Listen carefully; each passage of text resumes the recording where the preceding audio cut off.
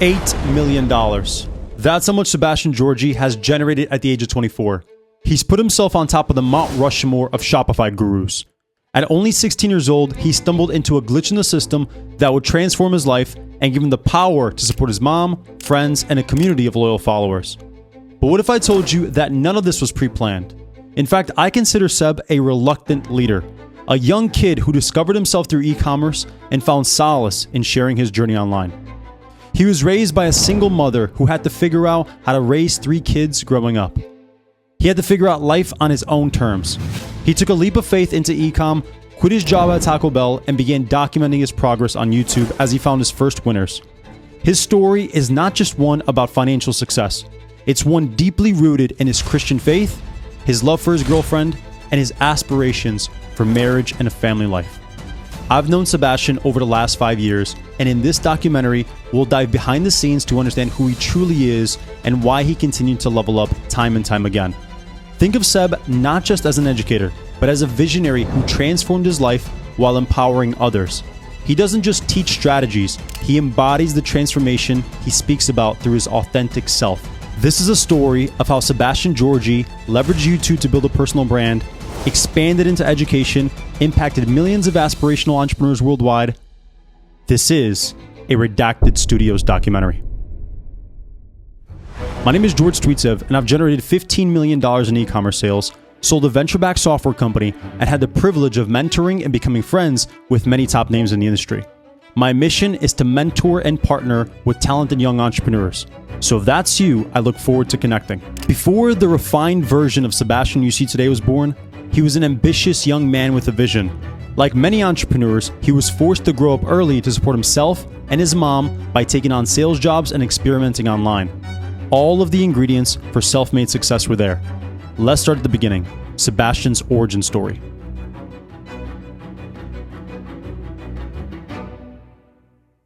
Would you describe your upbringing as difficult?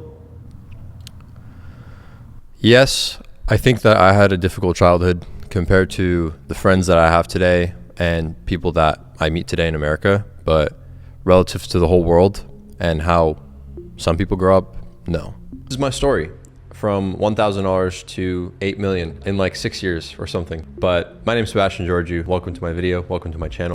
My parents are from a communist country. They're from Romania. They moved here in 1988. They came with absolutely nothing. My dad, he worked hard when he moved here and he built up some money, but he lost everything in 2008. My parents got divorced and my mom was uneducated and did not speak good English. So she worked at Wendy's. She worked as a maid, cleaning people's houses, and she received very little income. We grew up in Detroit with her and my 3 older siblings living in a 2-bedroom apartment in a pretty ghetto area, not being able to afford much, obviously. Sebastian's mother grew up in Romania and would arrive to the United States when she was only 14 years old.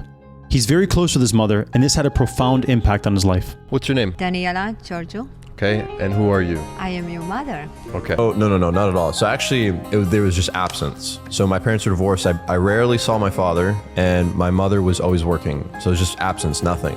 And all of my siblings are older, so I'm the youngest of 4. And the next oldest is my brother, and he's 5 years older. And so they were always hanging out and doing their own thing, and I was just kind of alone. So I just really grew up like alone with nobody ever. Very sad. Sebastian has 3 siblings, 2 brothers and a sister. Yet it was something about Sebastian that he felt he had to take it upon himself to make things work. I want you to tell them how fast he asked you to marry him. I do believe that was too fast. A month after he proposed to me. So you guys were dating for 1 month, and then he asked you to marry him. Yes, pretty much so. And you said no.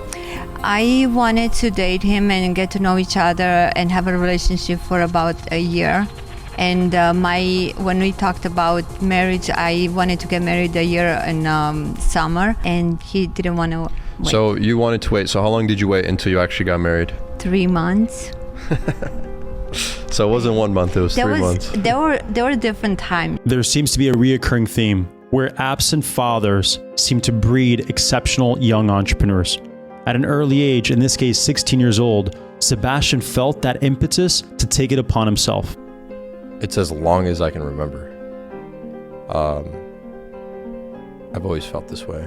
this idea that poisoned my mind, and it was this idea that I needed to be wealthy. This was given and programmed to me throughout my childhood because I would constantly hear my mom say over and over and over again, "Nu avem bani," which is we don't have money in Romanian. Nu avem bani, nu avem bani. So like it haunted me. And I noticed that a lot of the times growing up, like kids would ask me why I don't have cooler shoes or different clothes, and it would be because we didn't have money. And I remember like I couldn't even afford, when I went out with my friends, my mom couldn't give me money and I couldn't buy food, and they just looked at me weird. So there was a lot of embarrassment associated with the fact that we didn't have money growing up. And so I wanted to fit in, and I wanted to be a normal person, a normal kid, like any kid does. So from a very young age, I wanted to be wealthy. I wanted to make a lot of money. 5 people actually, the 4 of you and me, and that was very, very hard. Do you remember how big the apartment was? It was what, 800, 900 square feet for 5 people? Maybe smaller. So it was you and my sister in one room, and me and my 2 brothers in another room. And Elijah was sleeping on the sofa in the living room. He was sleeping in the living room? Yes. Okay, I saw it was me and Jeff in the room. I didn't know. I didn't remember Elise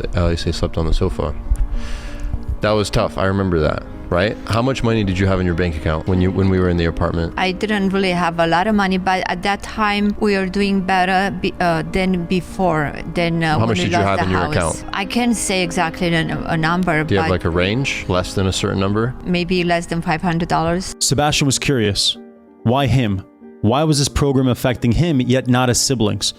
He asked his mom, "Hey, did you understand that I was different? Did you see something different in me? Did you know I was going to be successful?"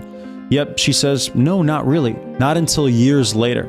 So there was something within Sebastian that took it upon himself to make things work, regardless of his situation, and something that didn't affect his other siblings. And so that's really curious. The people who borrow money from a person that I like to keep it private, and doctors that I work for, they borrow me almost $10,000. So a few people helped you out? Yes. Okay. And I had to work to pay off everything that they gave me the money towards with the time until I pay. I work it out. Wow. When I was a kid, I remember there was a couple of weeks where you couldn't pay electricity bill, remember? And we had to get candles. That was in Michigan before we moved to Arizona. That was Stanford. Yes. So I would light the candle and I would take it, because we didn't have electricity, I would take it to my bedroom because it was dark when I got home after church at night, and the food in the fridge went bad. And then I remember before school at a Chief Charter Academy, I tried to make an egg with Elise, and it didn't work, but I tried to cook an egg with a candle. You can see that he has a very close relationship with his mom, and that a lot of his success he attributes towards the pain and suffering that she had that was afflicted upon him. And so in that way, he credits the success of who he is because of the situation. And that's what kind of brings them closer together. Favorite memory and the best memory I have was when my stomach would hurt and you would massage my feet. Oh, I remember that. That was my favorite memory as a kid, and that was my favorite thing that you've ever done, because we didn't spend a lot of time when I was a kid. You were working a lot, and I was kind of alone a lot because my siblings were doing their own things. And that was when we spent time, and when I was in pain, you were there for me and you comforted me, and I didn't have a lot of comfort as a kid. Are you close with your dad, by the way, now at this point? Do you know him? No, my dad is like a distant acquaintance to me. I'm not close with him, but I call him here and there. He asks how I'm doing. He doesn't know I have a McLaren. Like, I don't like call him and tell him these things. Does he know your financial status in general? Yeah, I think so. I mean, he probably knows I do well. He knows I do well. Like, he knows, I don't know if he knows I'm a millionaire or not, but like, I'm not going to call him and tell him. Sebastian, interestingly, doesn't harbor any animosity or hatred towards his father. In a way, he's grateful that his father divorced his mother and put them in a situation that he did. But as he mentioned, he makes sure that his father is a distant acquaintance now, no longer have any control over his life as he becomes successful, no longer having any of the spoils of his success. Just on the internet, bro, looking up dropshipping, seeing other YouTubers, connecting with people, just seeking information, seeking new information. I didn't have a father figure or a mentor or anything like that. It's just, I kind of built the plane on the way down, you know? Like I was just kind of figured it out. That's what entrepreneurship is. You jump out the plane and you build a parachute on the way down. Something like that. Yeah. Walk me back to the first time you made any sort of money. I was caregiving. I was at someone's house, their condo, and my store had done $400 in a day, and I made $100 caregiving. It was the first successful day in e-commerce, like, relatively. I remember jumping up and down behind the wall at this dude's house so he couldn't see me. This older guy. I'd made like $500 in revenue that day, and I was 18. Do you see something different in me now compared to other people? Of course I do. Okay, so when did that happen? When did you see for the first time that there was something different about me? Is there a moment or a story that you remember where your perception of me changed and you're like, okay, something is different about Sebi at all in my life? When did that happen? Do you remember? I had a conversation with you, I would say about 6 years ago. After, I don't know if you remember when I picked you up from a party you went to and things were not the way you wanted. So we did talk in the car, and that's when you start talking to me, opening up a lot of you opened my eyes with a lot of things about who you are, I would say. I saw that you were very, very intelligent and smart. It's not, I'm not saying this that your brother are not, but there was a connection between me and you, and I was excited about the conversation we had. And you helped me understand that a lot of things about your age and helped me how to talk to you, how to understand you. And the way you talk to me, you opened my eyes with a lot of things. This was a pivotal moment in Sebastian's life where he was making a little bit of money in high school and he saw that he was diverging from his classmates. He was no longer relating to them. He knew he was going to take on a different path, but he didn't yet know just how far that would take him. I feel that most people in your position have a spot in life where they take control of their life. When would you say that was for yourself? 17. Okay. Yeah, 17. I had finally started making friends in high school.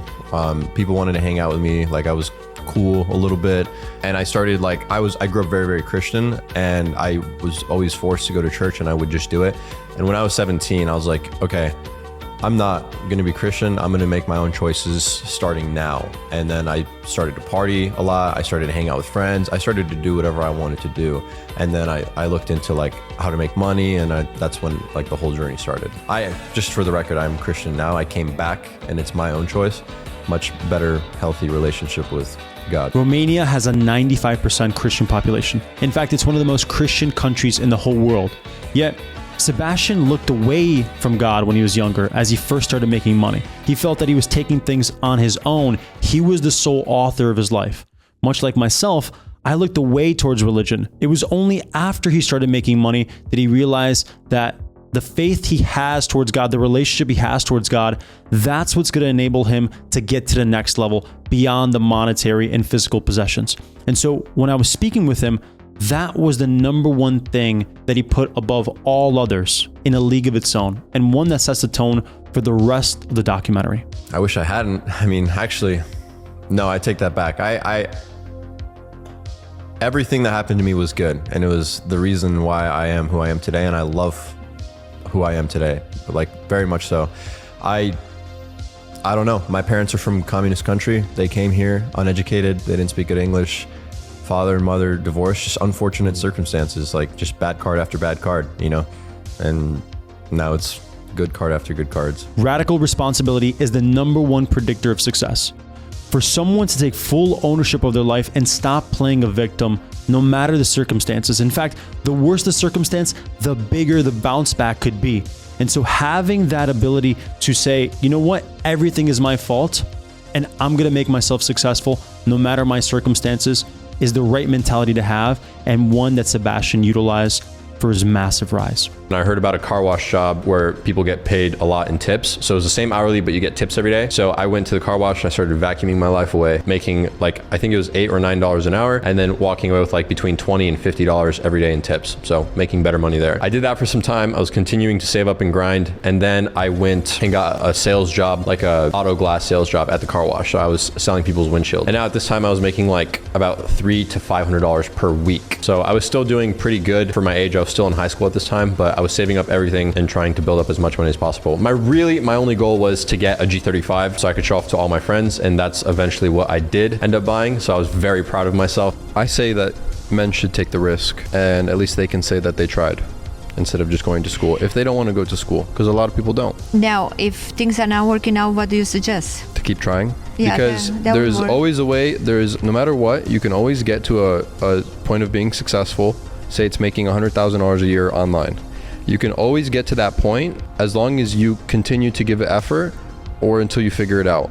And most of the people will not give enough effort or try long enough to figure it out, and so they give up and go back to where they started. But if you do more than those people did, you always make it, because there's millions and millions of people in America that have made it and make money with their business or with real estate or outside of school without a degree, or not using their degree at least. There's millions and millions of people, millions and millions of millionaires as well. And for all the people that are ambitious in life, I think that they need to do that, because if they go to school and they stay in school, they're going to end up hating their life if they're stuck at a job. Ironically, this mindset that helped Sebastian become super successful is the same one that caused a public fiasco that was almost his downfall later on in the story. When we get to that point, you'll realize that most people want to play the victim. They want to blame others. They don't want to take radical responsibility no matter their situation, and that's why they continue to be in the position they are today. That's not something that Sebastian wanted to do, and he realized that really early on. Always keeping your word true to yourself. So if you say you're going to do something for yourself, or if you say this is the type of person I am, just internally always trying to be true to yourself and to keep your own word and not lie to yourself, and just to be who you want to be all the time.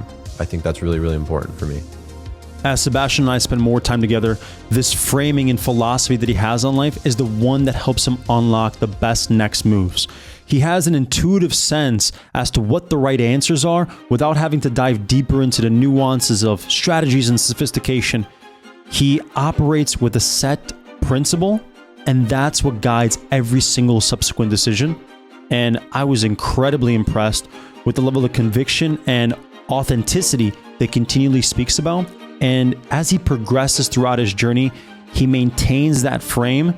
Yeah, anything I do, I can make it work. If I wanted to be a pro swimmer or the best piano player. Well, you're talking to the right person, so let's have this out now. Yeah. Have you swum before then? No.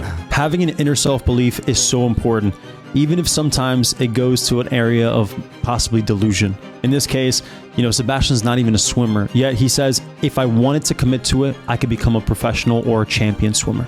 And so that's the level of conviction he has in everything in his life.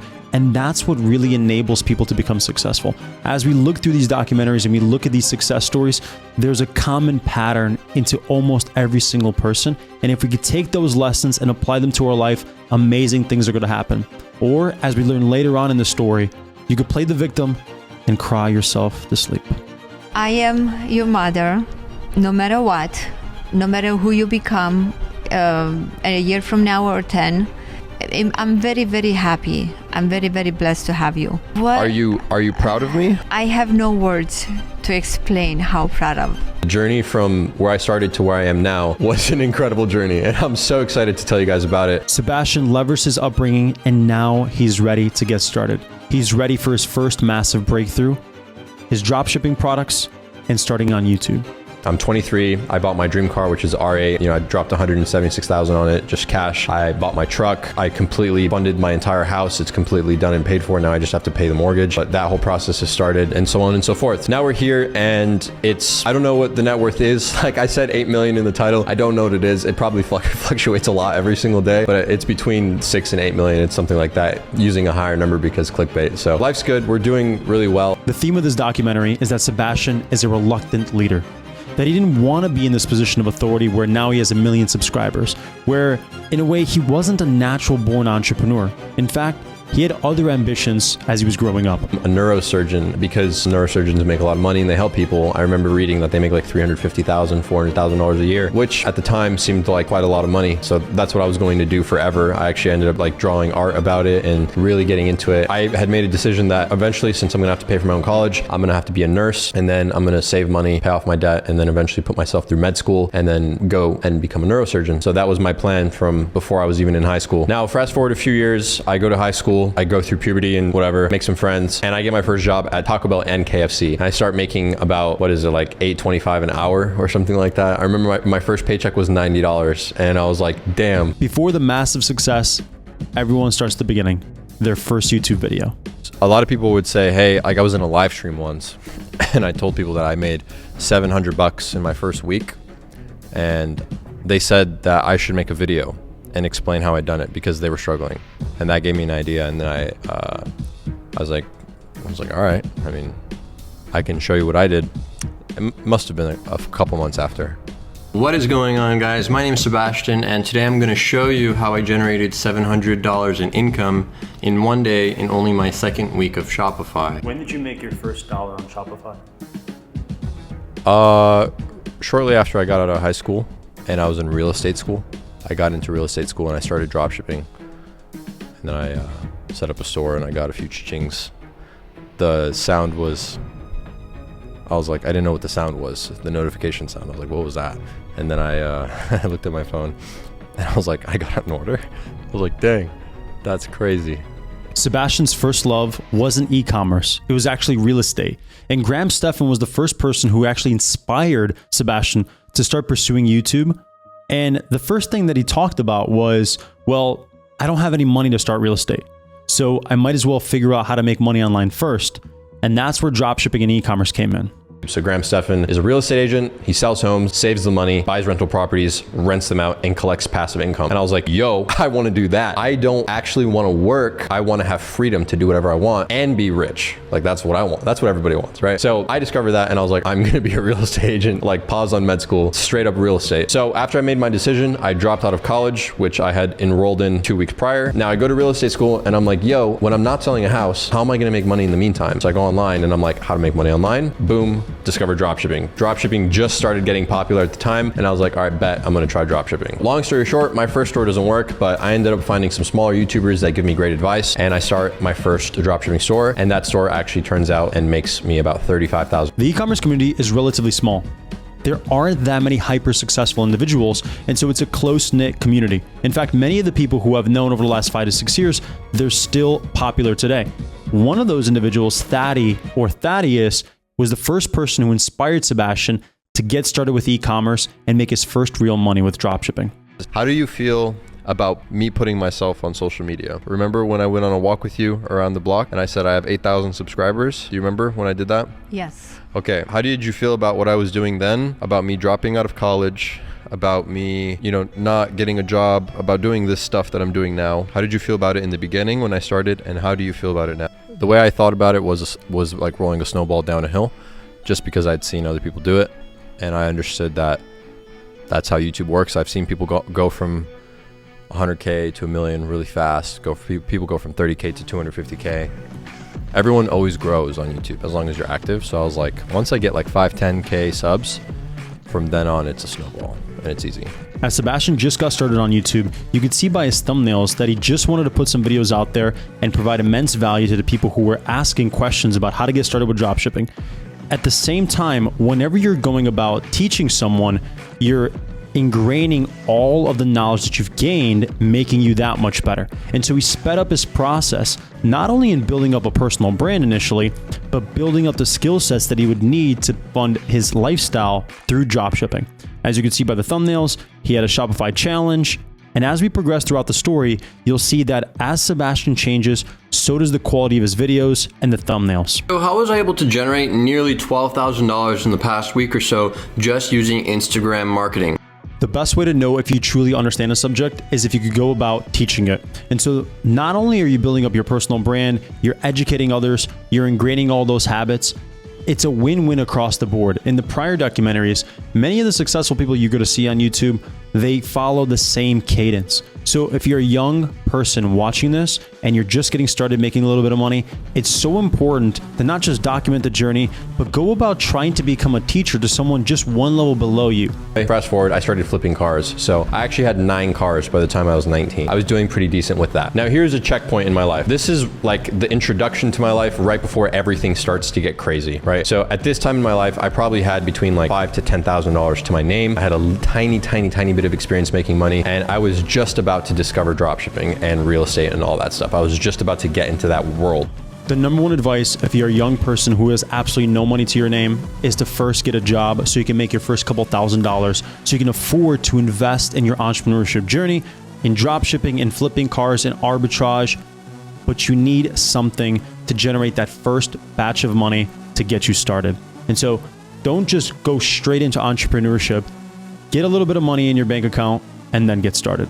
Another question I got is, should I have a general or specific influencer? So what I mean by that is, should you advertise with a huge account that posts funny things or memes or something like that, or a very specific account directed towards lions or owls or whatever your niche is? And the answer is definitely niche. Moment that sticks out in your head where you say, oh my God, I'm in a completely different place than when I was just selling muffins. Yeah, when I had my first 10K month dropshipping, I remember I was still like in high school, and I was with like all my high school friends, and we were like at the house we were usually at when we would party, and I had like an Excel sheet tracking all my sources of income and et cetera, and how much money I was making, and I made 10K. It was December, and I showed my girlfriend and like two of my friends, and they're like, you made 10K this month? And I'm like, yeah, it's effing crazy. It's insane. And at that point I knew, I was like, okay, now I'm starting to make good money. Another important thing to remember about Sebastian's journey is that he was in Scottsdale. He was around people who were experienced in dropshipping. So it's not enough to just have information. You see, information is free. It's readily available. The reason for people's unsuccess isn't because of a lack of information today. It's for a lack of having a proper mentor or someone to just push you over the edge, an environment that gets you going in the right direction. That's what's needed. And so if you can invest a little bit of money to find a proper mentor, not for the information, not for a course, remember, because the courses are free, but someone to just guide your hand and push you over the edge to get you to that breakthrough. All right, guys, welcome to quite possibly the most valuable video on my channel, maybe. But I'm gonna teach you guys how to start a e-commerce business, a Shopify dropshipping business in 7 days. More stores, and I'm running them on Facebook, on Instagram, doing everything that I can, learning as much as I can, and making a lot of money. And I remember like this was the point in time where I was working as a caregiver and also dropshipping and also doing like real estate. And I was like, okay, dropshipping is doing well. I remember like my first $400 day and my first 1K day and my first 2K day. And then eventually I quit caregiving, and then eventually I quit real estate and went full-time into dropshipping. So even at this young age, he went about teaching, he went about developing his skill sets and giving away this information for free. As you can see, get $5,000 in sales, step by step, 490 ratings. He's giving it away for absolutely free. Education is free. He has another one, Shopify Launch Checklist, and another one after that, which is Advanced Shopify Checklist. And he goes about creating additional free education over the years that get better and better. And so he's providing you guys all the resources to become successful. But like I mentioned, sometimes it's not about the information. It's about someone putting you in the right environment to get you over that edge and to finally achieve your breakthrough. As he makes more money and he continues to develop himself and his personal brand, he finally is connected to his initial mentor, Graham Stephan. And so this is beautiful podcast where Sebastian, you could see just how excited he is to finally kind of cross that milestone of meeting his idol in person. I want to say something to people that are watching. So, okay, put this in perspective. Just think about this for a second. 9 months ago, less than a year ago, I was on my chair in my house on my computer watching this guy when he had barely any subscribers, and he was talking about stuff that was motivating me, right? At this time, I had nothing at all. I was going to college to do something I did not want to do. And I know this seems like I'm every other guy on the internet. No, 9 months ago, I was literally watching him, and I thought I was useless to the world. And it's crazy what can happen in 9 months. Like, I'm a living example. I'm proof of what can happen in 9 months. And in 9 months, it could be even faster. It could be 3 months. It could be 6 months. You know, honestly, I think I procrastinate. I think I'm lazy a lot. But I'm living proof. I'm speaking to you guys that you feel like you don't know what you're doing with your life, or you don't like the path that you're headed on. Go out there and do something different. Like, seriously, do something different. And I know that this is going to help people because you helped me. And I know that me and you together will help somebody. It has to, bro. Although Sebastian didn't outright choose to become an entrepreneur, and he was in a way thrust into a position of authority, he's a reluctant leader. He put out that first YouTube video because people were asking him how he got his initial success. But he quickly realized he has a talent. And he's a hard worker. He wants people to become successful. He wants to be sharing his wisdom and making other people get to the position that he was in just one step before. And now that he met his idol, he's gaining that confidence. You could see in his authority and how he chooses to present himself in this video that he's ready for this second chapter. Dropshipping is going to be a lot more complicated in the beginning. It's going to be a lot less consistent and probably less profitable. And it's going to take some more time to figure out. It's not as straightforward as simply having a service and selling that service to someone. However, the pros with dropshipping go like this. Once you do figure it out, all you really have to do is turn up the dials on ad spend or content you're publishing on TikTok, and that's going to turn up your income as well. So you can scale it very aggressively and make a lot of money very, very quickly. Now with agency, it's not like that. In the beginning, you can get 1 or 2 clients and that'll be very consistent income month over month, but you can't just turn up the dials on the agency like that. If you want to scale an agency, you're going to have to outsource a lot of things. You're going to have to build an operation. It's going to take a long time. And it's not as simple as increasing the budget on your campaigns or making 3 extra videos per day for TikTok. So either route is great, but I would suggest doing dropshipping. And I also have a free course on dropshipping. Authenticity. Remember that word? Sebastian used it with me and our time together probably somewhere around 20 to 30 times. He continually says this word because he wants to convey that the spread between what you see online and who he is in person is the same. If he can narrow that gap more and more in a way that it's identical, that's for him success. That's expressing his authentic self. And I love how he conveys the difficulties of Shopify dropshipping, that he shows the cons and he shows the cons of agency as well, but he also shows the pros of Shopify. He shows the pros of having an agency, and he lets people make their own decisions as to what makes sense for them. He's not pushing them into a position and forcing their hand. He's saying, guys, here's the honest truth about these things. And by the way, I have an absolutely free course to give you. I'm not receiving anything on the front end from you. You don't have to pay anything. I just want your success. That's something incredible. And he's one of the first pioneers to utilize this free course with an affiliate backend with Shopify. My name is Sebastian Ghiorghiu. I do Shopify Dropshipping. I have a private label brand, and obviously I'm a YouTuber as well. Today is Cyber Monday, 8:57 in the morning. Today's a big day for the online dropshipping community, people that sell things on the internet. I have notifications on my phone for my 2 stores, and you guys are gonna follow me throughout the day and see what a day in the life looks like. Remember when I launched the course and I told everyone about it, I was like, it's probably gonna get like 10 sales or like 5 sales or something. The first day I launched it, I launched at 8 p.m. and then I was just driving with my friend, looking at really cool houses, just manifesting, which ironically, we were trying to get into the neighborhood that I'm building my house in right now. That's actually crazy. I just realized that. Although Sebastian was fascinated about real estate, about general finance, about flipping cars, he narrowed his focus to teach Shopify dropshipping in particular because he knew he had to land and expand from that penetration point. He became an expert and an authority figure in this domain. He built up his first 100K through dropshipping, through courses, through his personal brand, and he set up a foundation that would serve him today. I think the best way to do it is just to find a skill or a place, like a very, very small area where you can provide value, and continue to provide value and become very, very good in that category, and then just grow that and build a business around it or something like that. You really just need $100 grand.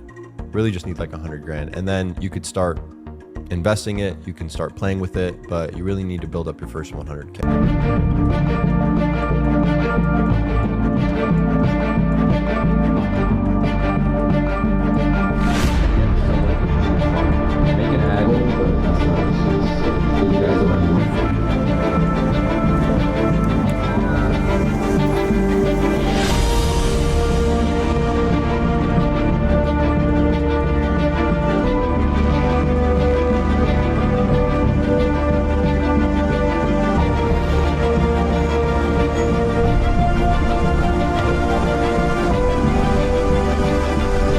Life towards the tail end of 2018 was getting better and better for Sebastian. He was honing in his skills, and success was looking like it was going to be inevitable. In fact, in our podcast we did, which I'm going to showcase after this documentary, he's told me that once he crossed 5,000 subscribers, he knew that getting 1 million subscribers was going to be inevitable. When I first met Sebastian at the beginning of 2019, I was speaking at an event and I didn't really even know who he was. But right away, he intrigued me and I saw his talent in that very moment. I knew he was going to do incredible things. As we've kept in touch over the years, I've become so proud of what he's accomplished and just what a great impact he's had on now almost 1 million subscribers. I don't care too much about how many people have subscribed to me. I don't care what the number is. I just try to think about it as every single subscriber is a person. And it blows my mind when I think about it every time. how do you balance knowing you have 1 million people relying on the words you say? I hope they're not relying on everything I say. I hope they, I don't know. I'm just doing what I want to do. And if they want to watch and follow, and they can, but I'm not saying they should be like me or do anything that I want to do, or I'm just doing my thing. I'm out here doing my life. And if they want to kind of walk on the same path as me, they can. It's their choice. Money is just the first step, and it's not very difficult, as you can probably attest to and vouch for me when I say that. It's really not very difficult, and the truth is that the reason most people can't do it is because they set this belief, like this cap on their own mind. And if you have that limiting belief, that cap, that you can't do something, you will absolutely you'll never do it. Like, you're not accidentally going to make $1 million. It has to be part of the plan. And so nobody has the confidence to do that, which is fine. That's normal. But that's why when people like us are going to come out here on the internet and say that you need to stop that, because we were there, we went through it, and that's what's holding you back. You need to listen. So like, my confidence came in waves. Like when I made my first $400 in a day, 1,000, 2,500, 5,000, 10,000, 25,000, 100,000.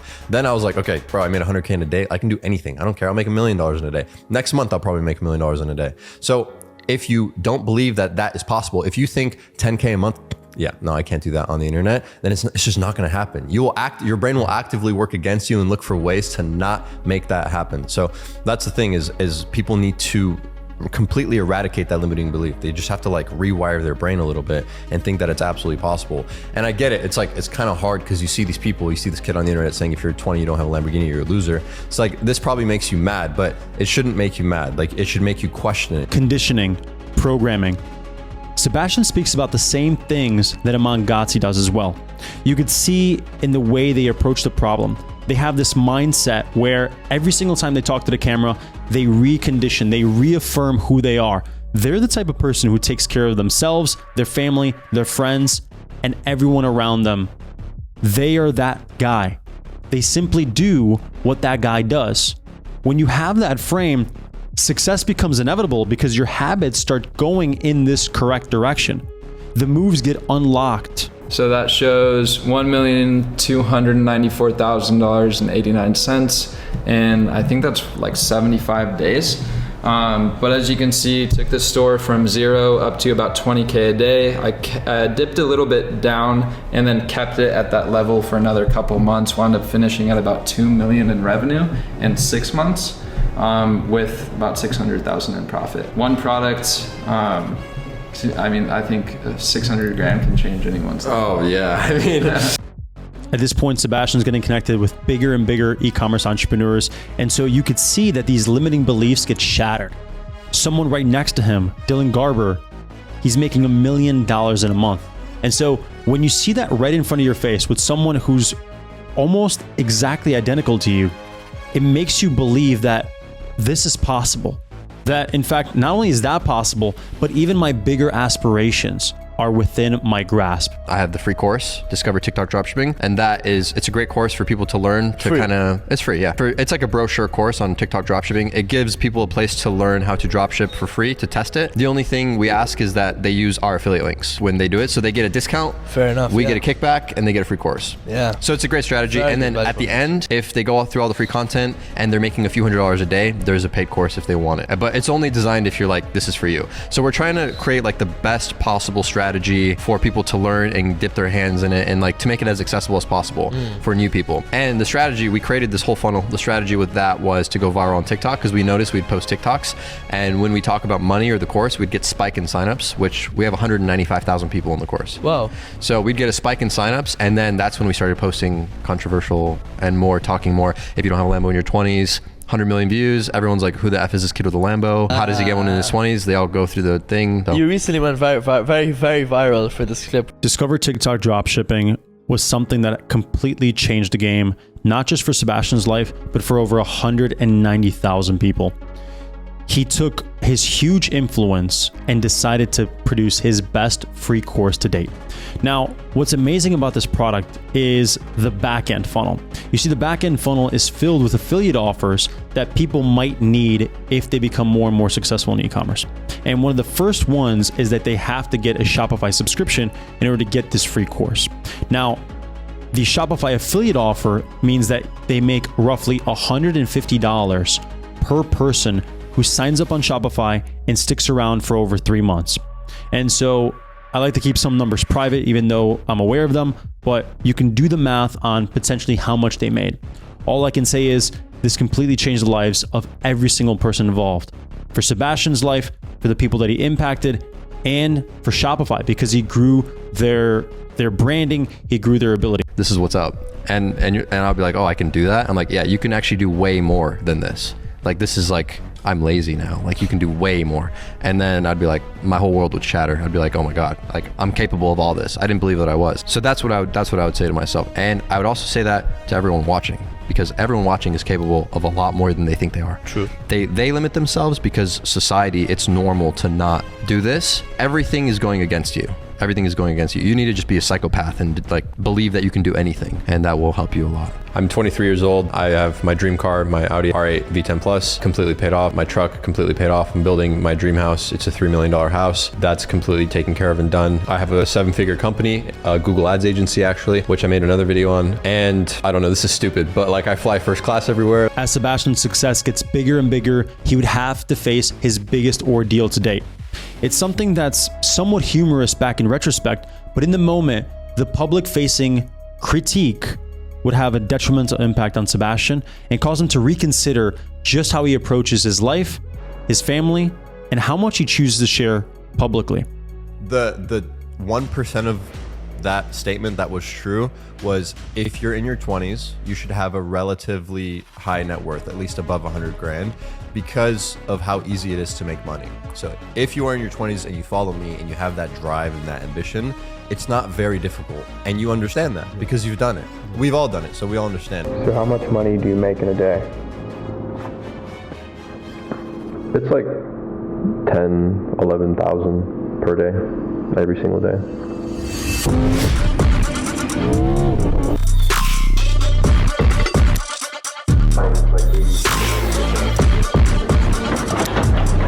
You were looking into me. Anytime that you got into something that was actually interesting, you're like, okay, parents grew up poor, came from a communist country, mom grew up uneducated. Somehow this kid's a millionaire. Boring. Okay, what do I need to? I'm not here to fucking suck your. I don't care. In sales. I made like a video on my channel because these people that are attacking me, they're not my audience. All of my audience is like, yeah, you did a good job. Like, this guy's just a fat loser.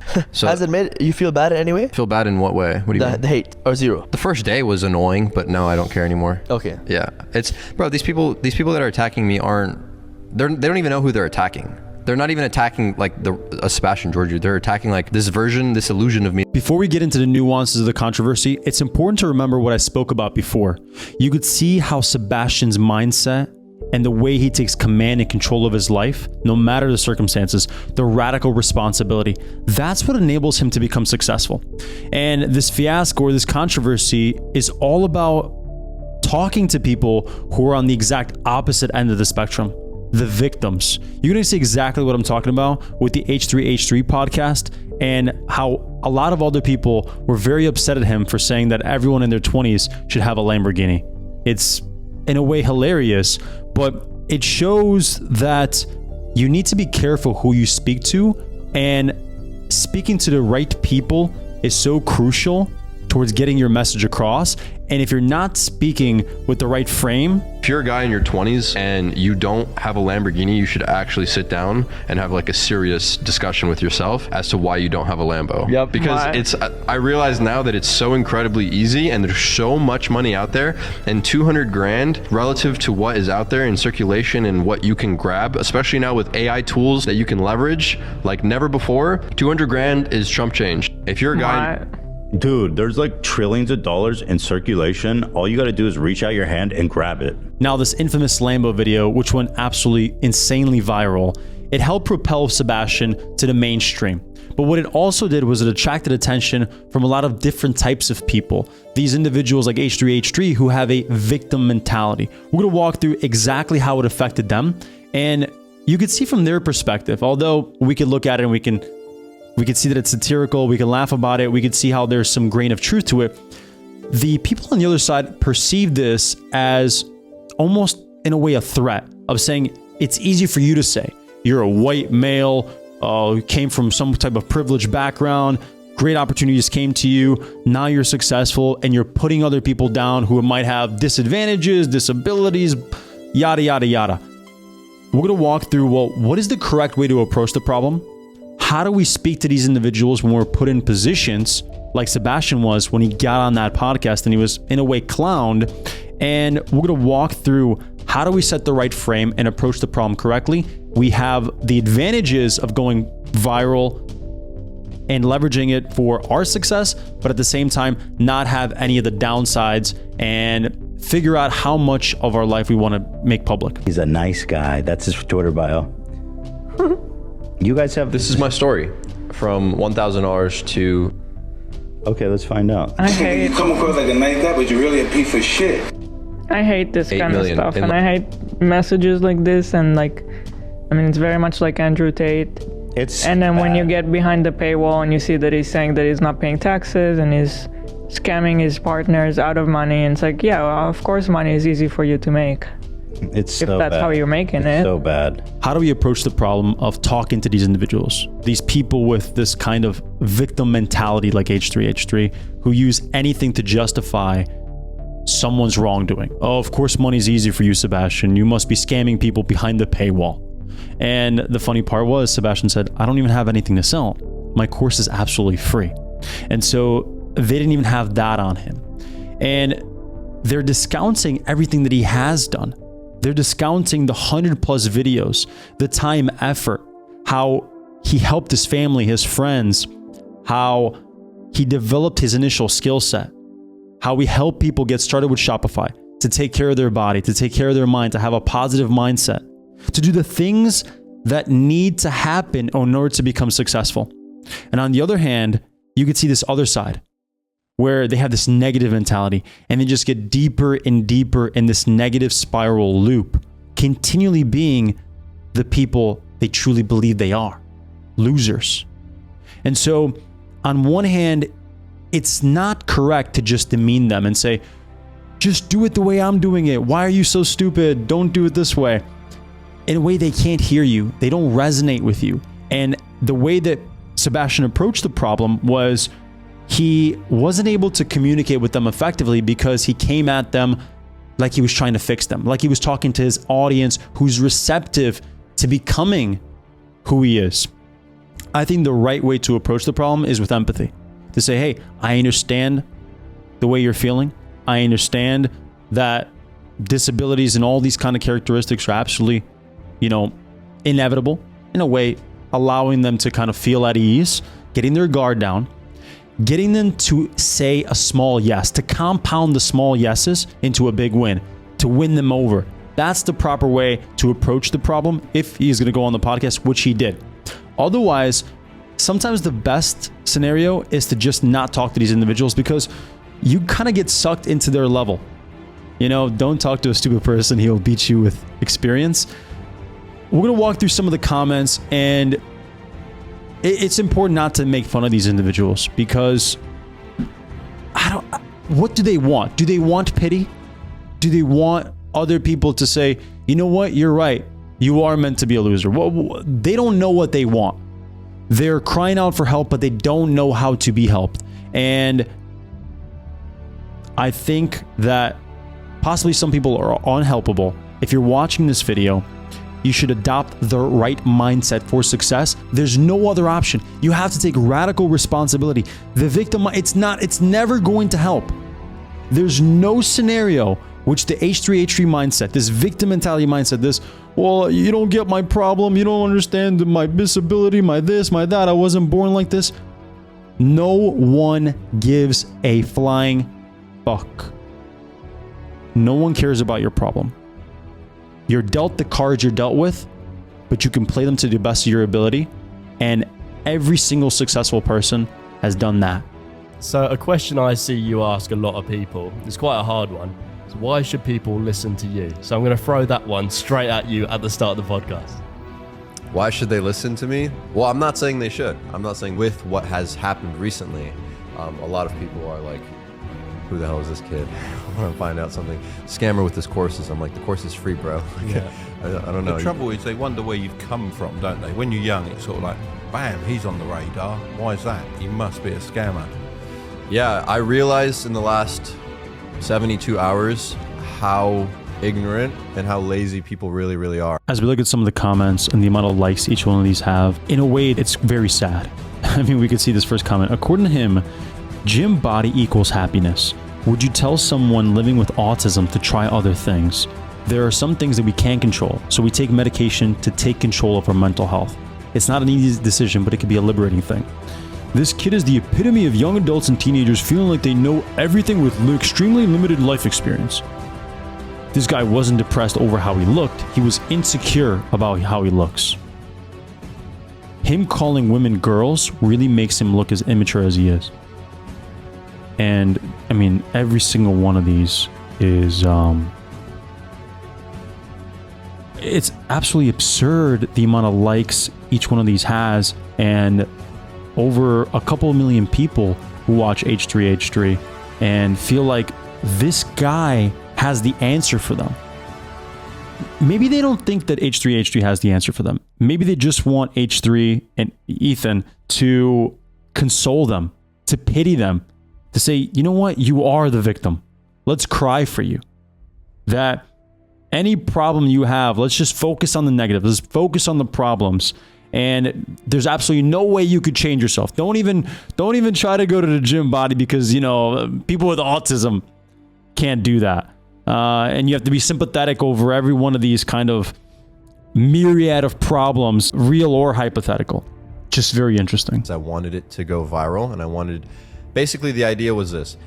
Hey, I'm going to say it's easy to get a Lamborghini. People are going to see me. I'm young. They're going to be like, who the hell is this guy? And then they're going to search up my name and then remember my plan to make $3 million in 3 months. It's all part of the plan. It just worked way better than I ever could have possibly expected. It was like $70,000 or $80,000 worth of press, like every single person trending in Romania. I have an interview with like the biggest Romanian television show on Monday. They're going to interview my mom. Like it's just crazy. Sebastian is absolutely correct. If you're in your 20s and you can't get a Lambo, you should probably look at yourself and see what's going on, because this is the level of competition. There are millions of individuals who have adopted this incorrect mentality, and frankly, they're never going to win. They're stuck in a perpetual negative downside, and it's sad, but maybe there's nothing we could do to help them. We could focus on the individuals who are ready to adopt the proper mentality, the proper mindset, who are open to the possibility that you can become successful, that you can take care of your body and get stronger, that you can take radical responsibility over your life and make positive changes. And so the mentality that Sebastian was speaking with was not that you have to buy a Lambo in particular, but that you're in a position where you can accrue financial rewards because of the things you've done to become the person that you want to become. Every single person should try to become successful. Success as a human being means that you have all these variables in order, that you are spending your time correctly, that you are adopting the right mindset, the right actions, and all the things that you can help yourself and spread it to the people around you, and 1 million+ subscribers if you're someone like Sebastian or Iman. And so I urge you to adopt what Sebastian, Iman, and many others have been talking about for a long period of time. It's the right way to approach the problem. There is no other option. Adopting the mentality like Ethan and H3H3, well, you see the result. Most people are not the type of people that are going to follow us. We have a different mentality, a different mindset, and unfortunately, they're rare. So I have to, if I'm going to collect as many of these people as I can, then we have to sift through all of the normies, you know, all the brokies or whatever you want to call it, the normal people. But not everybody has a mindset. Yeah, so there's a lot of hate, and that's fine. I am the way I am, and I'm not going to change for anyone, you know. So two people having a conversation. This YouTuber Sebastian just saying like he claims to have done this, never claimed to have done that ever. Like, and I was like, what are you guys talking about? So is telephone like Chinese whispers? Is that the game, or it's the game where you whisper to someone, and then by the time it gets all the way back to you, it's completely different. Yeah, we call that Chinese. And I'm just like, what are you guys talking about? And it's very frustrating because they'll say that, and then the 10,000 people that watch them, that's their impression of me, and it's just not true. They're not open to listening to Sebastian's message. They're framed in such a way that prevents them from seeing the positives. In fact, in the first clip, Ethan doesn't care. He only cares about pinpointing the things that feed into his narrative to feed the perception of those who follow him. And frankly, he doesn't speak about the things that are positive. He doesn't speak about how to become successful. He speaks about, frankly, absolute junk. You have really, really helped me. Thank you very, very much. And I'm like, if I even for one day have been to this person what I wish I had when I was a kid, then that's amazing. So that's really, really good. And bringing back to the Lambo thing, that's why it makes me upset, because the people's perception of me now, their first impression of me is so far off from who I really am. And I'm really just trying to help people. I'm trying to get everyone rich. I'm trying to get everyone jacked, everyone to be happy, and it's just very frustrating.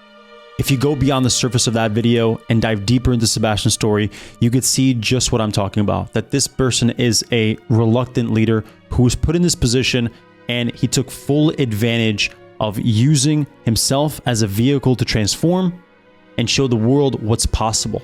What's possible by adopting all the things he preaches about. He is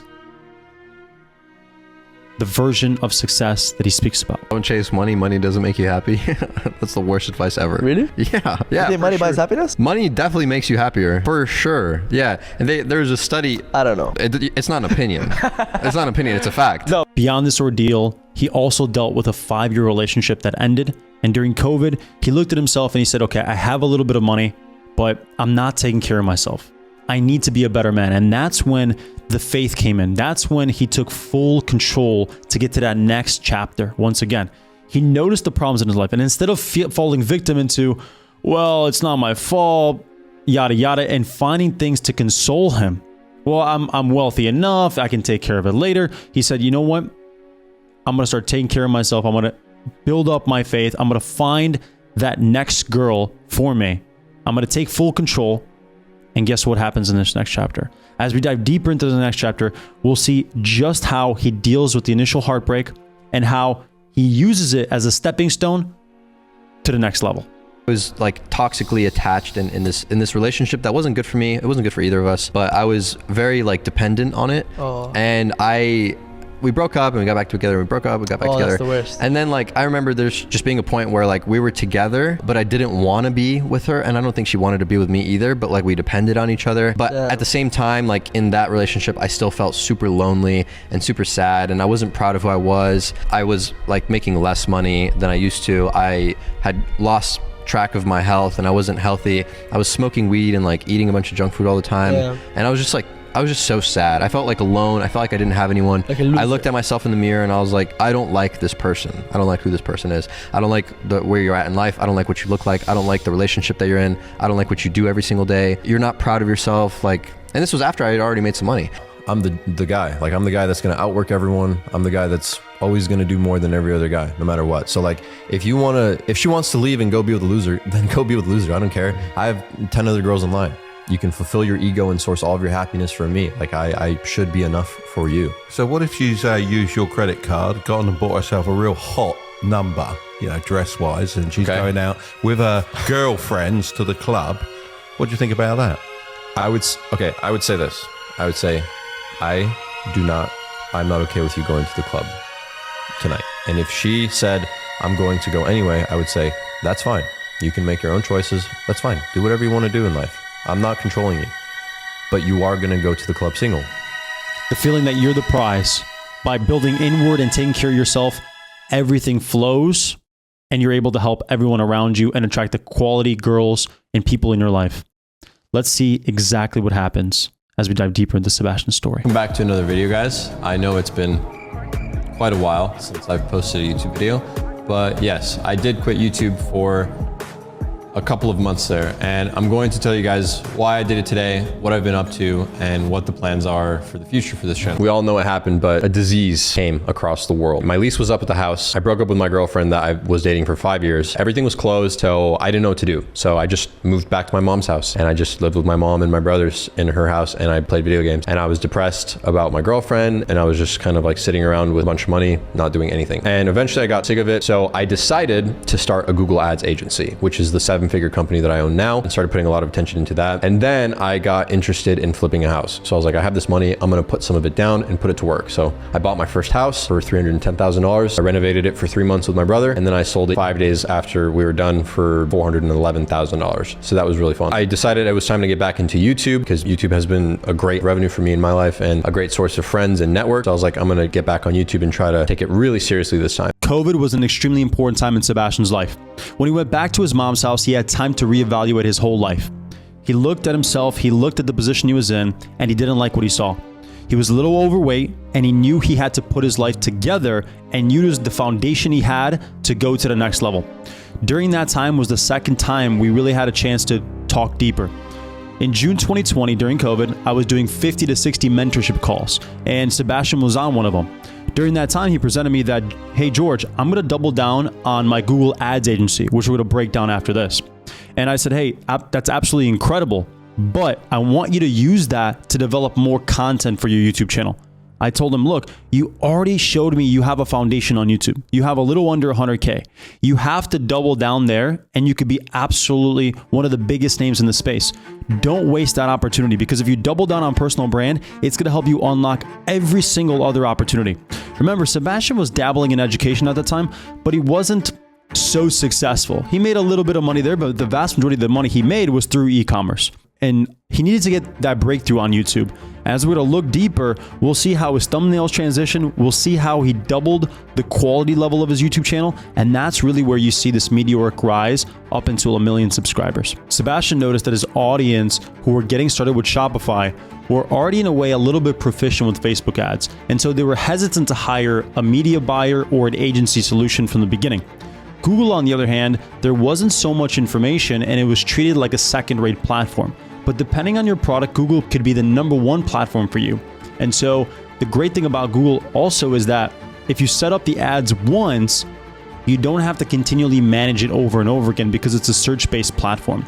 And so this was a way to capture a lot of the upside of his audience while not having to do a lot of the operational hassle, because he hired someone to kind of manage the operations of this agency. And so they brought on a lot of additional clients from his YouTube channel, and he was able to grow this from 10K a month to about 50K a month consistently while not taking a lot of hands-on time for him. So he could focus on things that he really found passionate, like real estate, that we'll dive deeper into. There are 4 categories of financial freedom that every single person watching this video is eventually going to have to break through. I would follow the money when you're young, follow the money, and then I think money is step 1. So that's, once you acquire the money, you kind of have like more of a sandbox, more of a playing field. You can kind of figure out what you want to do with your life. So if you have a ton of money, you can figure out what your passion is. And I know I saw your video before I came here. You said get into a business that you are passionate about, because you'll be, you'll have more of a drive to work towards it and to increase the profits and etc. There's no right answer, right? I mean, we're all trying to climb a mountain. There's plenty of ways you can climb it. Some ways are better than others, but ultimately, if you work really hard, you'll get to the top. You can really see the progression in Sebastian Ghiorghiu's YouTube channel through his thumbnails. As we look through the different eras, you could see this level of progression. The first era, the second, the third, the fourth, the fifth, the sixth, the seventh, the eighth, and now here we are at this timeline of our story, the 9th chapter. This is during COVID, where he really started to go beyond 100K and start compounding that growth. And you can see the level of quality that he takes within each of these videos. Each of these videos are really in-depth, 30-minute long, 40-minute long. He's really taking his time with these videos, and he's wanting to put out the absolute best form of content for this narrow niche with Shopify. And so he's not dabbling in many other types of industries just yet. He's not talking about general mindset or general finance, but he wants to double down on Shopify and be one of the premier experts in this space and really harness the number one skill that he has instead of kind of going all over the place before he speaks from it with authenticity. And so during this time, during COVID, there is a huge shift from 100K to 500K. This rapid rise is all due to the level of quality and care that he takes, not only in his thumbnails, but in the long form videos and providing massive amounts of content and information for individuals. I don't want to live my whole life for other people. I still want to do the things I want to do and live true to my own desires and natures and not what everyone expects me to be or wants me to be. Welcome back to another video. So this is going to be the part 2 from the last video that I posted, which was how I turned $300 into 100K by the time I was 19. And part 2 is from 19 to 22. I'm currently 22 years old. I'm gonna catch you guys all up to speed on what I've been doing for the last 3 years and how I turned 100K, that original 100K, into about $6 to $7 million in those next 3 years. We're gonna keep it simple. I'm giving you my top 5 tips. It's really not that complicated. Everybody wants to be financially free. I've made it to some degree, and these are the top 5 tips that I have for you. So the first tip is very simple, and it's ignore societal pressure to please and impress everyone. In this video, I'm gonna give you guys the top 4 businesses that I would start in 2022. At this point in the journey, Sebastian is really catching his stride and expanding beyond just the Shopify ecosystem. He's making videos on finance, he's making videos on real estate, and really broadening out his marketplace. He goes from 100,000 subscribers to 500,000 subscribers relatively quickly. And the reason for that is he's making videos that are more generic, higher quality. He's investing in editors, he's investing in thumbnail editors. And so he's really taking this seriously, and you could see this really big hockey stick of growth. You made a video about wanting to make $3 million in 3 months, 2 months ago. How is that going? It's going very well. Because I thought that was just crazy. No, it's going very well. Yep. I'm working on some really crazy stuff, and just for me personally, it's been like hockey stick curve lately. So I'm very blessed, very fortunate lately. Yes. Now that his audience has really solidified and he's created that huge density alongside a massive amount of people, now he's able to go back and double down on that free course with the affiliate offer on the back end. 190,000 people sign up to take on the Discover TikTok Dropshipping course. And that's where he really starts to make a lot of money and reinvest back into the things he's passionate about. So the plan was to basically spend most of my time and effort growing my personal brand, and then to in the background have equity in portions of companies that I own, that I get cash from, and to just send the people that come into my personal brand to these companies helpful products. So I have my hands in multiple different companies now, and as the brand grows, they're like, who's Sebastian? And then they see like, this is what I have. It's not like a course or anything like that. It's just actual businesses and services. So what are some of those businesses? So for example, I have my Google Ads marketing agency. So people hear about me, and then they see that I have a marketing agency, and then they're like, okay, we want to come and be clients. I also have a free course with Sebastian Ghiorghiu, one of my business partners, and that has just been blowing up. It's a funny story about that, but it's been blowing up. We have 7 affiliate links in there, and obviously with what has happened recently, a lot of people are like, who the hell is this kid? At this point, Sebastian is becoming more than just a YouTuber. He's becoming a public personality and solidifying himself within the Mount Rushmore of not just Shopify gurus, but e-commerce in general. And at this point, simultaneously, he looks inward once again to go to that next level. He says, let me focus on revisiting my faith with God, revisiting my relationship with my girlfriend, my family, and remaining authentic to myself, presenting myself online in the way that I feel comfortable presenting myself while keeping things private, and not letting this wealth or having this much subscribers get to my head. And from all the time that I spent with him, I can really see that he's comfortable with his skin and remaining calm, focused, authentic. And that's what's going to translate to future chapters beyond 1 million subscribers, and not let it get to his head. I can't think of one person who I'd actively want to swap besides Sebastian Ghiorghiu. No, I'm joking, but you know what I mean? Besides the golden boy. Welcome guys to a day in the life of Sebastian Ghiorghiu.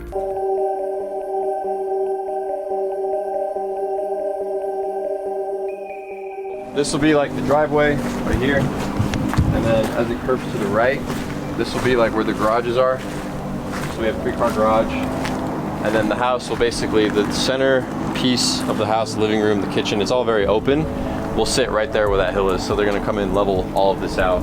Sebastian understands that in order to get wealthy and not just rich, he must invest outside of YouTube. And that's where real estate comes in. He's always had a passion for it. In fact, he actually showed me G Residence, where he envisions a huge skyscraper later down in the future. And he says, well, this is just gonna be inevitable.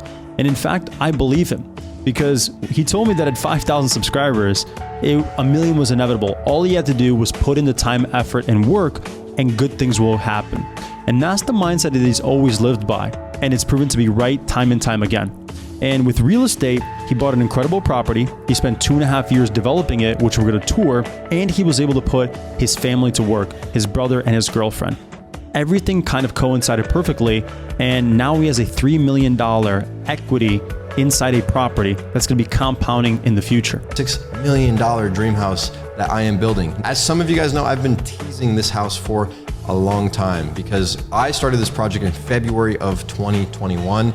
It's been almost 10 months since I've gotten to this point, and we're actually just about to start construction in about 2 weeks, right before my birthday. So I'm super excited to give you guys a full update on this video, how I got here, what I did before I got to this house, how much money it's gonna cost me, how much I'm probably gonna sell it for. All of that is coming right now. Stay tuned. Okay, so let's start at the very top. Why $2.6 million?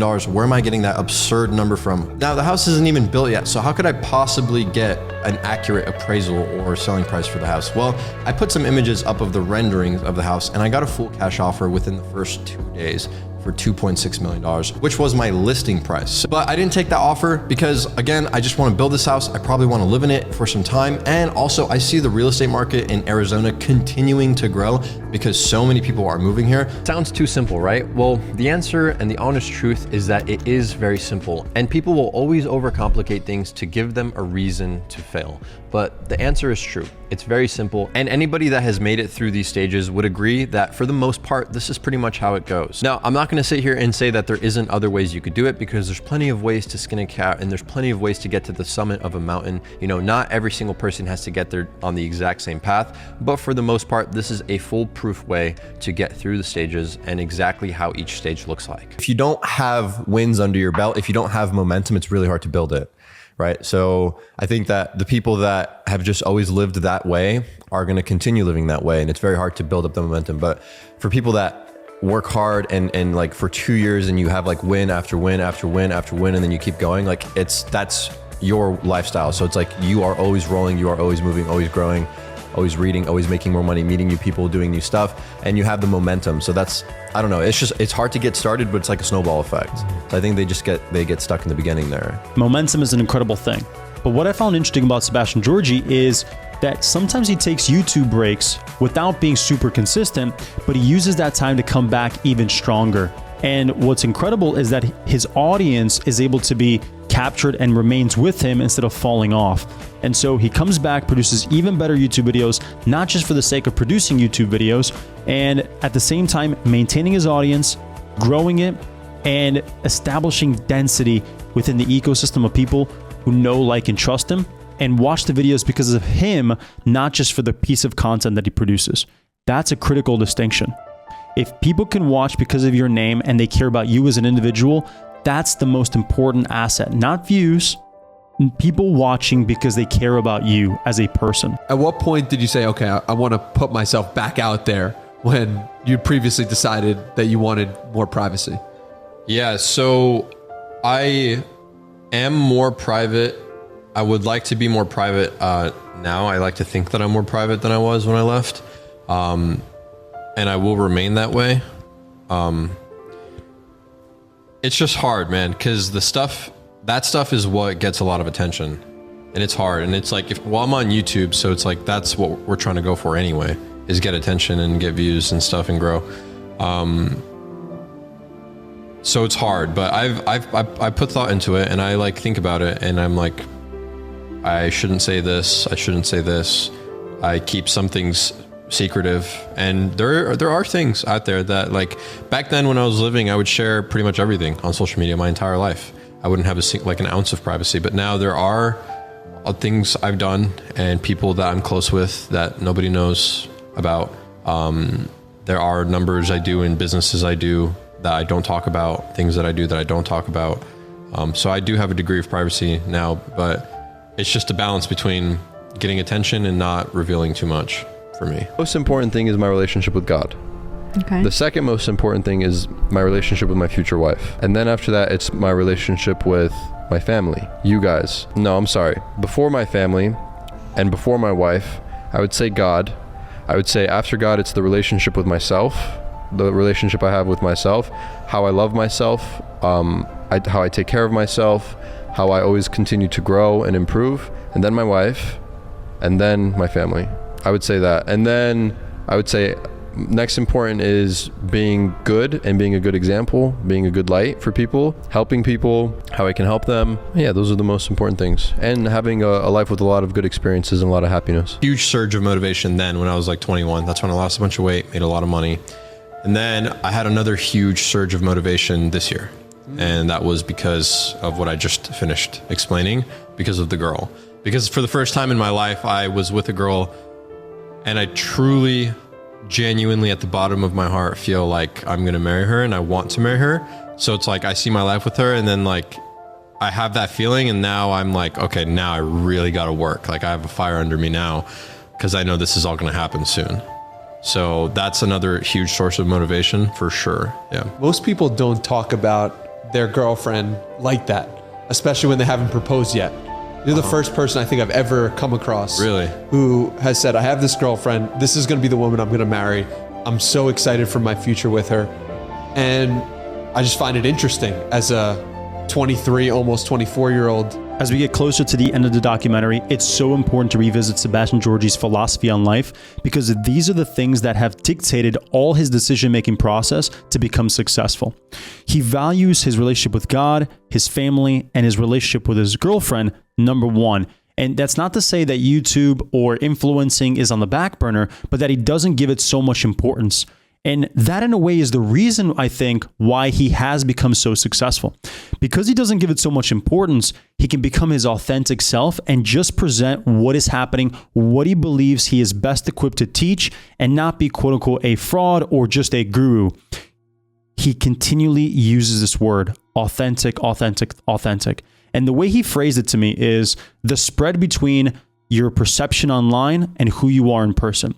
And the closer those two things are, well, if they're equal, then you're being your authentic self. If you can communicate that, that's how you will achieve the highest level of success. Multiple women or just one girlfriend? One girl, yeah. And why is that? Just one girl. I like the idea of being ride or die with one person and having her feel the exact same way about me. I like that idea of having an untouchable, unbreakable bond. I'm with you on that. Another girl. That's strong loyalty. Yeah, and it's also a biblical thing as well. I know in the Old Testament, guys had multiple women, but in the New Testament, husbands honor your wives and wives submit to your husbands.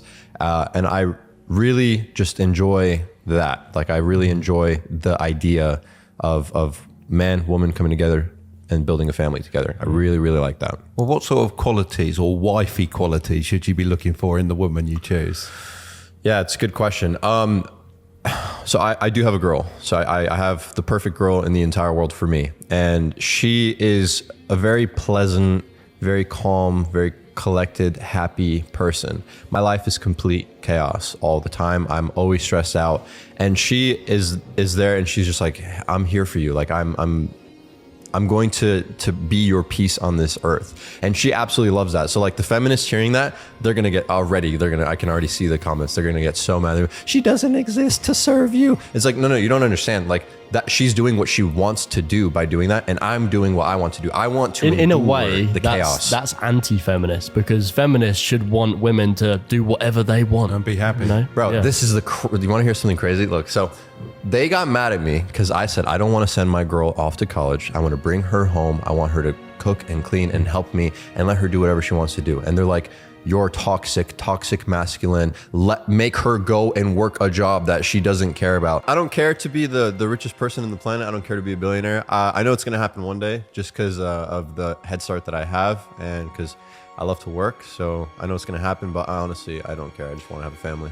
What would it consist of? I think it's a few things. It's not just one. I think, first of all, he has to be resourceful. I think a man has to be, he has to have wisdom, so experience, a nuanced view on things. So being able to understand both sides of an argument. I think he has to be in great shape. I think he has to be like physically powerful. I've heard you say in the past that health is more important than your finances as well. So can you expand on that a little bit? Yeah. I mean, would you trade places with the richest person on the planet if he was bedridden?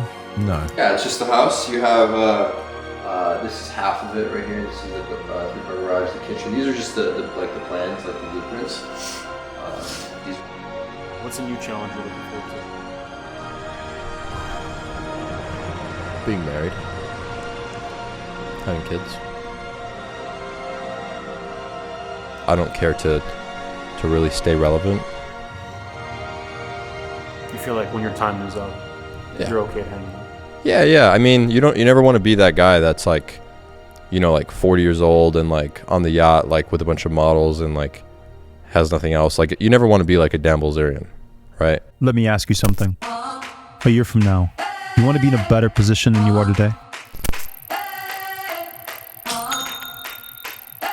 If the answer is yes, then you need to put yourself in the right environment to force that change. You can't buy a year of your life back, but you commit today towards a better future. This is Redacted.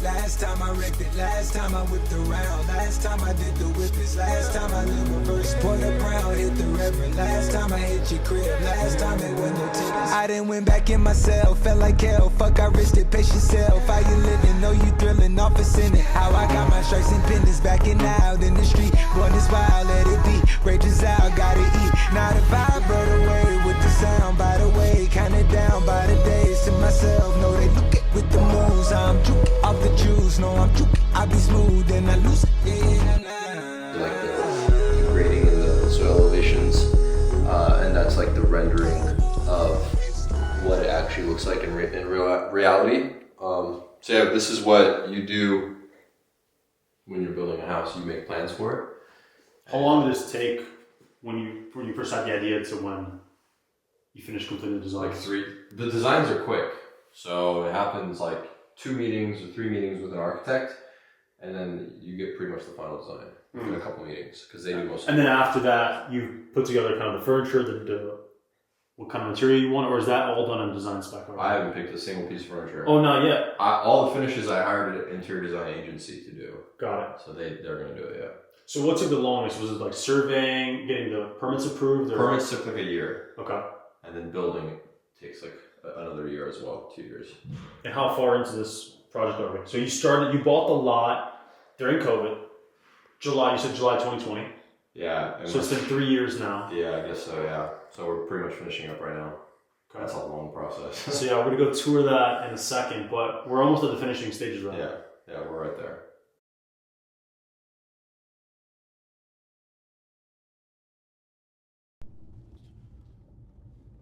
So now you're giving me a little tour of a day in the life you have. We're in the backseat of your car, getting driven around. We're going to tour the new property. We're almost finished with it. Yes. 3 years in the making. How does it feel? It feels good. I mean, I'm finally ready to move on to the next stage with it. You know, it's been very frustrating. I haven't had the best experience, unfortunately, but that's construction. That's what building is. It always takes longer and it always costs more money. Yeah. But I guess I'm excited. I don't really. Have you thought about the next project already or no? Yeah, I thought about where I want to go next, and it's another neighborhood, and I want to build like a 8,000 to 10,000 square foot house in that neighborhood, and sell it in like at least 10 million or more, which I think that will be the next project. So I'm excited for that. Yeah. I love that you've kind of involved kind of your family in this, and you've had your girlfriend help out with designs and your brother with construction. So it's kind of, like you mentioned, a family business. You're kind of involving the people closest to you to make, to impact them as well. Mm-hmm. So it's not just something that's very selfish. Well, yeah, my brothers have been doing construction before I ever got started in my real estate stuff, and they've just taken it to another level now. And my girlfriend is very artistic. She's very talented, and she's very creative. So she decided she would, start with this type of business and do designs and stuff. And I think it's like a kind of like an Avengers type of deal. Yeah, it's a win-win. It's a win-win. Like if somebody wants a new home, we can facilitate that whole entire project for them, and our family can make $1 million profit off one deal together, in different, everyone does their own part. But I think it's sick. I think being able to refer to your family and bringing all the money back into the family is great. And I have a vision of like my family being very, very wealthy in the future, which is really rewarding to think about, because we were very poor. So we're here very poor. At the place that really got you started with designing out and speccing your first home from start to finish. You're almost to completion now, about 6 months away. How does it feel? Yeah, it feels great. It's like a milestone. Finally completed. I'm ready to move on from it and go to the next one. This is a real estate channel. It's 4 bed, 5 bath. 4,100 square feet? What is it? This one is 3,850. 38. I was close. Yeah, 3,850. Good call. This huge entryway. You have this informal area of kind of hangout spot. Yep. You have these giant metal beams that are going to come from the ceiling here.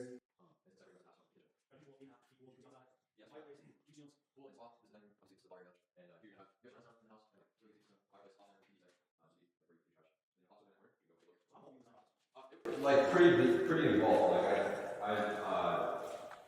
I didn't actually pick out every single finish, but it was all my idea. Like this is the type of floors I want. This is like the kind of ceilings I want, the kind of windows I want. Like I wanted windows like these.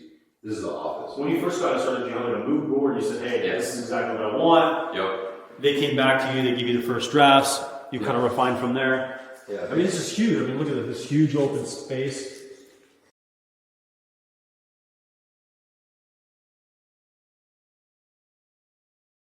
The first step in getting started in building properties and building real estate. Yeah. But I don't plan on living here, so it's too big for me. It's too far away. You said you had an offer even before you started, or even before you completed. Yeah, well, we had the plans. Well, I've had 2 offers. Yeah. They weren't like in writing, but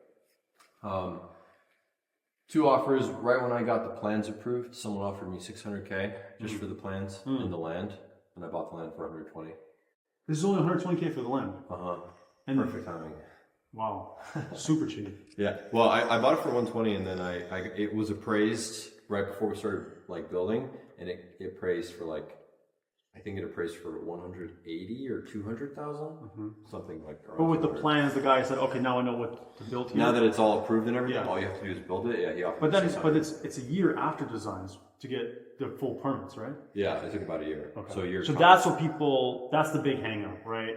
It's to get everything approved before you break ground. Yeah, I mean, it takes a year worth of time.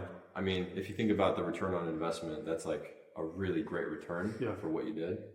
I could just go buy up land and build plans all day long and do that. Well, why not just and make a few $1 million a year doing that? Do you think it'd be really easy to fall asleep back here on like a road trip with like massage seats and heated seats and stuff? Just don't care about your status or what other people think and how they perceive you, and I just don't care. So if I have the opportunity, if I have more time and more money than everybody else in the world, then why would I not have more kids? Because kids are the best thing that I will experience in life, and the more I have, the better. I like to believe I have a good heart, and I would like to help people if I could help people. I looked up to some people when I was younger, and they helped me with some things, and I want to be that person for other people. So You scaring me. Do you know what this is or It's no? not gonna pop, right? Do you know what this is or no? Well, not really. Okay, here you go. Hold on. Let me get this I out. told you what I want for my birthday. So she doesn't know. Mom doesn't know what this is. Wow. People watching, they know what the box is already because it's a certain type of box, so they know what it is. But you don't know, right? No. Okay, so there you go. Now open it. Okay, so I just open it from here. Yeah. Oh my God, Sebi! Oh my goodness, Sebi!